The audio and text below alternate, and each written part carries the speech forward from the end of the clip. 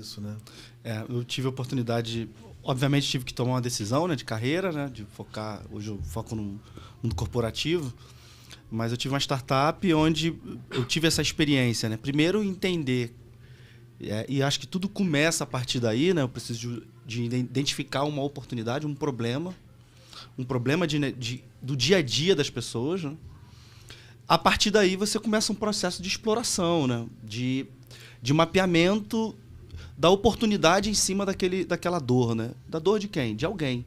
Então eu tenho uma empresa que é constituída e que ela começa a pensar num produto, como a gente falou aqui, que resolve o problema de uma pessoa que estaria disposta a usar aquele produto ou até mesmo pagar por aquele produto. Foi um tempo muito interessante nesse processo de construção, sabe, Zé? Fala um pouco do produto. O nome do produto era Me Leva. Ele era uma espécie de um Uber, né?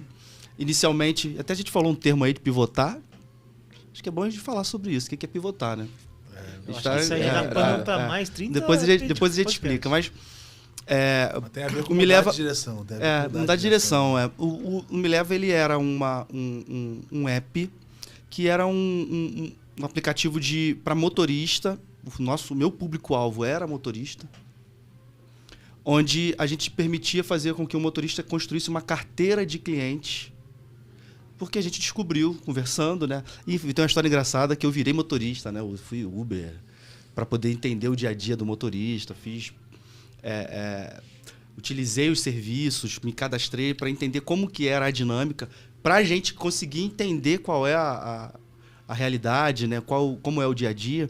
E eu descobri que o motorista tinha sua carteira de cliente. Além de ele trabalhar em todos os aplicativos, ele acabava para ganhar mais dinheiro montando uma carteira. Ele entregava um cartãozinho aqui. Então, nesse processo de exploração e entendimento, eu descobri que eu construí um aplicativo que fazia com que o motorista convidasse os seus clientes, a carteira de cliente que ele tinha particular, e montasse uma carteira, né? Resolvendo um problema de segurança, na época no Rio de Janeiro, muito assalto. Então, muito assalto a motoristas utilizando o aplicativo. Para as mulheres, na questão de assédio, né? Assédio sexual, quando pegava um motorista que, por algum motivo, assediava, né? E aí para transportar os filhos. Para transportar os filhos e tal. Então, o motorista sabia quem era que ele ia atender. Por outro lado, também o passageiro, ele sabia quem era o motorista da confiança dele, né? Então, foi uma experiência legal. Passei por aceleração. Nessa etapa de validar um problema que eu quero resolver, agregou muito valor para minha carreira, sabe, Zé? Então, isso esse processo exploratório foi muito importante para poder construir o produto. Né? Pô, animal, e tem mercado, porque assim, eu sou pai, tenho 2 crianças e vira e mexe. Às vezes a gente não consegue, naquele momento, buscar a criança na escola ou levar até a escola. E lá no condomínio onde eu moro, o pessoal criou uma rede de apoio que tem um cara. Sim. O cara, ele é Uber nas horas vagas e ele faz esse tipo de trabalho, assim. Então, a gente confia no cara. O cara também, o filho dele também estuda na mesma escola. Então ele vai lá, busca as crianças e tal, e como se fosse o tio da perua. Porém, com segurança e tudo mais. Pô, legal. Eu acho que é um exemplo muito legal de experimentar o produto, né? De dog food, né? De você experimentar... Cara, isso que eu ia falar. De experimentar a própria comida, né? Aquela coisa do experimenta o que você está fazendo para ver se isso de fato é algo que também te agrada, né? Sim. Não que você seja a média de todos, mas... Eu também acho legal a história que você tem de pivotar, né? Porque a mudança de direção que o produto acabou tendo, né? Você acompanhou, né, Zé? Eu acompanhei, então vou até me permitir falar para você, assim, pra você falar um pouco mais.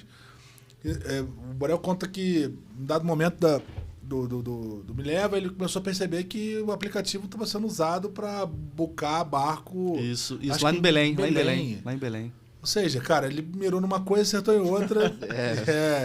Bom demais. Né, e por que não pivotar, né? Por que não agora dar uma direção diferente, enfim... Você me lembrou, o cara não estava lembrando disso, você me lembrou dessa história, né? Que a gente, nesse processo de entender o produto, né?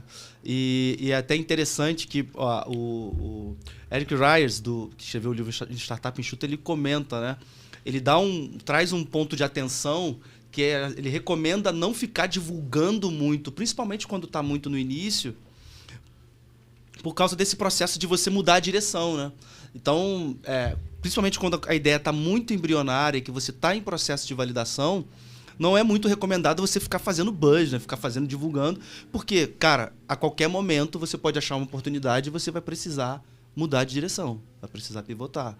Então, não foi o caso, porque não teve muita adesão, mas a gente descobriu que tinham pessoas, donos de embarcações, lá em Belém do Pará tem muito, um dos sócios na ocasião morava lá, mora ainda até hoje, e ele descobriu que tem gente usando isso para poder alugar, né, e para poder pegar as embarcações.